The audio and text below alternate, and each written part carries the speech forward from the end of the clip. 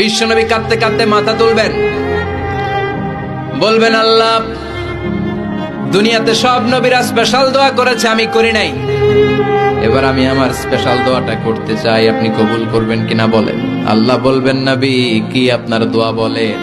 বিশ্বনবী বলবেন আমার একটা উম্মত যার অন্তরের মধ্যে যাররা পরিমাণ ঈমান আছে, একবার আপনারে আল্লাহ বলে ডেকেছে, একবার আমি বিশ্বনবীর উপর দুরূদ পড়েছে, একবার শাহাদাতের বাণী আমার যে গুনাহগার উম্মত দুনিয়ার বুকে থেকে ঘোষণা দিয়েছে, ওই একটা উম্মত যদি জান্নাতে ঢুকতে না পারে আপনি আমারে জান্নাতে ঢুকাতে পারবেন না। আল্লাহ বলবেন সাল তুতা, সাল সাল তুতা ওয়াশফা তুশাফা, শাফাত করেন নবী করেন, যার জন্য দোয়া করবেন আমি কবুল করে নেব।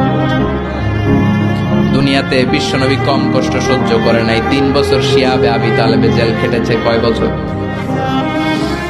দুর্ভিক্ষের বছরগুলোতে বিশ্বনবীর পেটে দানা পানি ছিল না, কলিজার টুকরা হাসান হুসাইন কই মাছের মতো ছটফট করেছে, জামিনে ক্ষুধার জ্বালায় বেহুশ হয়েছিল।